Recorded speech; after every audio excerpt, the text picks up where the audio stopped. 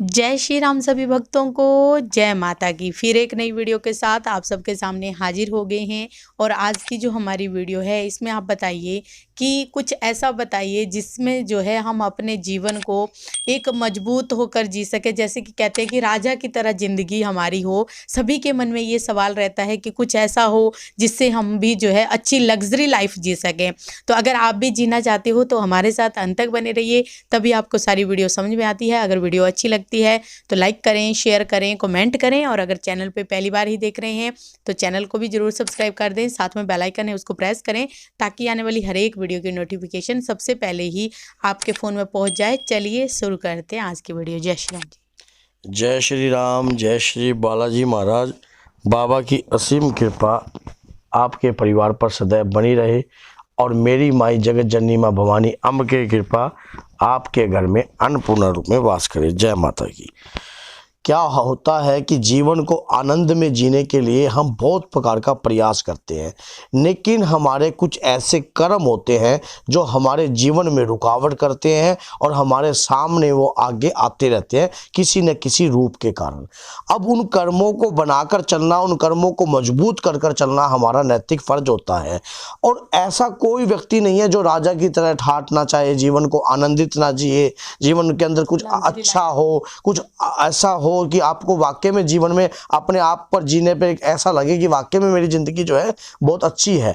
तो इन जीवन को बनाने के लिए कुछ बातों का अनुसरण करना बहुत ज़रूरी है। वो कौन सी ऐसी विशेष बातें होती है जिनसे हमारे जीवन की हस्तरेखा, मस्तरेखा, हमारे जीवन के भाग्य रेखा बदल सकती है, वो सब आज मैं आपको कुछ ऐसे 5 संकेत बताऊंगा आपके जीवन को बदलने के लिए। उन 5 संकेतों को अपने जीवन में धारण कर लीजिए, उन बातों को अपने जीवन में उतार लीजिए, आपका जो जीवन है अपने आप ही बदलने लग जाएगा। पहला संकेत क्या है? माता पिता के प्रति सेवा। देखो, जो इस धरती पर हमको परमात्मा ने भेजा है, लेकिन सबसे पहला जो मेन जो है वो हमारी माता है। माँ के प्रति जो प्रथम गुरु भी है और हमारा प्रथम आधार भी है जीवन का, क्योंकि माँ जो है हमारे जीवन की अंदर की सांस है।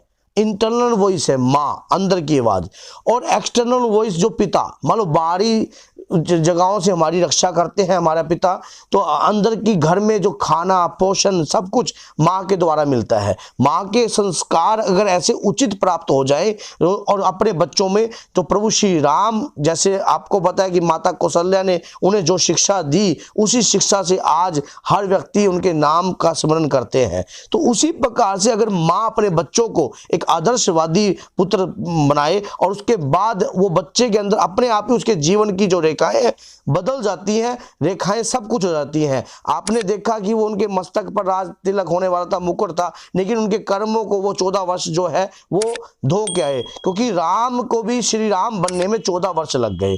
तो लेकिन माँ का आशीर्वाद था, फिर भी उनके माँ के प्रति जो करुणा थी, माँ के प्रति जो प्रेम था, वो कभी खत्म नहीं हुआ। माता के कई को भी उन्होंने उतना ही सम्मान दिया जितना कौशल्या को दिया।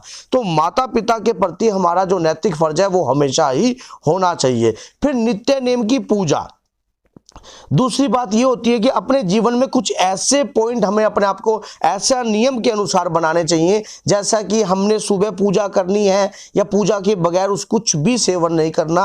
हमारा पूजा ही हमारे जीवन का आधार है, क्योंकि पूजा से हमारे शरीर को, हमारी आत्मा को एक शक्ति प्रदान कर होती है जो हमें दिखाई नहीं देती। क्योंकि अगर हम रामायण का पाठ करते हैं या हनुमान चालीसा का पाठ करते हैं तो हमारे अंदर एक अपने आप में एक बल महसूस होता है, हमारे जो अंदर की जो हमारे जागृतता शक्ति होती है वो उदय होने लग जाती है। तो ये चीजें जो हैं हमारे जीवन के अंदर हमें मूल रूप से अपने आधार रूप में मानो डालनी चाहिए। फिर तीसरा जो है वो है पितृ।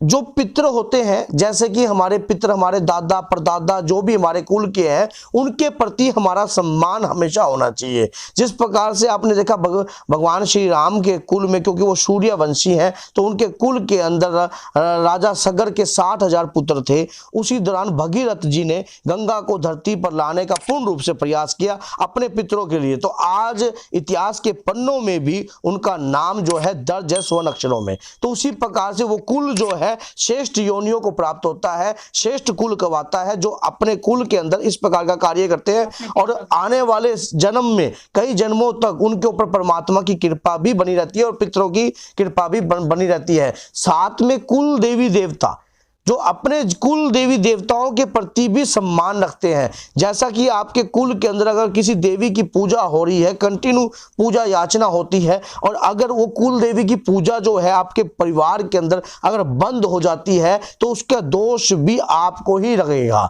फिर उसके बाद जो होता है चौथा, जीव जंतुओं के प्रति सहानुभूति होना। मान लो अगर जीव जंतु के प्रति अगर हम कुत्ते को कुत्ता समझ रहे हैं, हम कुत्ता है, ये तो कुत्ता है, ये बंदर है, मान लो ये देखो कि वो जीव है, वो आत्मा ही उसमें वास करती है। कण कण में परमात्मा का वास है, हर जीव में आत्मा का वास है, परमात्मा का वास है, हर जीव के अंदर एक आत्मा है।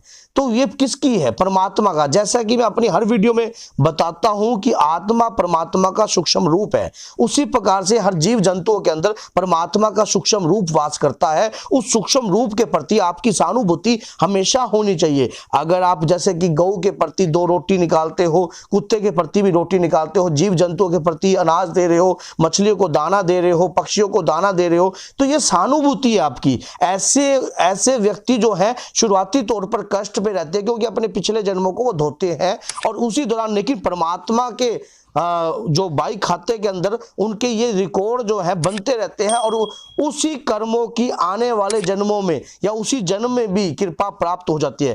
कहते हैं कि अगर हम जीवन काल के अंदर अगर कोई पाप करते हैं तो उस पाप को हमें उसी जन्म के अंदर भुगतना पड़ता है और आने वाली पीढ़ी को भी भुगतना पड़ता है। तो उसी प्रकार से अगर हम कोई कर्म अच्छा करते हैं तो क्या उसी जन्म में और आने वाली पीढ़ी में भी हमें वो चीज प्राप्त होती है। आप कभी ये मत मन में मत भावना लाना कि हम कभी मानो हमने पाप कर दिया और तो पाप आगे तक जाएगा, और कोई पुण्य कर रहे हैं क्या वो आगे तक नहीं जाएगा। ये सब है, ये जीवन के आधार है, इनको जानना पड़ेगा, आपको इनको पहचानना पड़ेगा। और दूसरी बात ये होती है कि दान, कहते हैं कि दान सबसे बड़ी चीज होती है। दान का सूक्ष्म रूप जानिए क्या है। दान जब इस हाथ से दो तो इस हाथ को भी पता नहीं लगना चाहिए। अब मान लो अगर आप कोई दान दे रहे हो और चुपचाप दान दे रहे हो और किसी ऐसी जगह पे दान दे रहे हो, या कोई भूखा है, प्यासा है, किसी भी प्रकार का आप दान कर रहे हो, और कोई अन्न का दान करता है, कोई धन का दान करता है, कोई किसी प्रकार के वस्त्र का दान करता है, और जिस व्यक्ति के शरीर पर वो वस्त्र जाएंगे, अब जैसे ठंड का मौसम पड़ रहा है तो ठंड के मौसम में अगर वो बंदा कंबल ओढ़ लेता है और ठंड में कोई बंदा बैठा है और वो कंबल उसके शरीर पर नहीं है और अब वो कंबल ओढ़ रहा है, किसने पैसे दिए, कौन उड़ा रहा है, ये पता ही नहीं लगना चाहिए।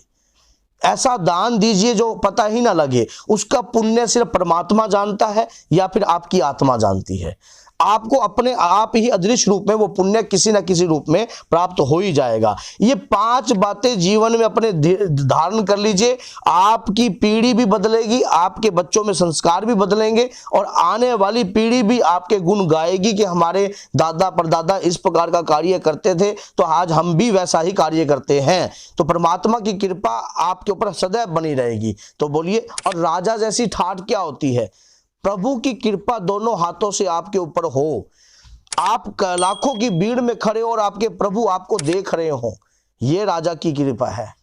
क्योंकि राजा तो वही है ना, हमें राजा नहीं बनना, राजा वही है। राजा जैसी ठाठ मारो, जीवन में कोई कष्ट ना हो, जब आपको जरूरत पड़े तब आपका खजाना आपके हाथों में आ जाए, जब आपको लगे कि अब मेरा बच्चा विवाह करने योग्य हो रहा है और पता भी ना लगे कब विवाह हो जाए, ये राजा की ठाठ होती है। ये नहीं कि आप सोच रहे हो और जब आपके हाथों से दान निकले तो आपको किसी भी प्रकार की दुख और तकलीफ ना हो। ये राजा की ठाठ होती है कि जो दिया परमात्मा ने दिया, जो लिया वो परमात्मा ले रहा है, जो देगा वो भी परमात्मा ही देगा। तो ऐसे जीवन को कुछ बनाइए, इन नियमों से बनाइए, देखिए आपके जीवन के अंदर अपने आप ही बदलाव हो जाएगा। जय सीताराम, जय श्री बालाजी महाराज।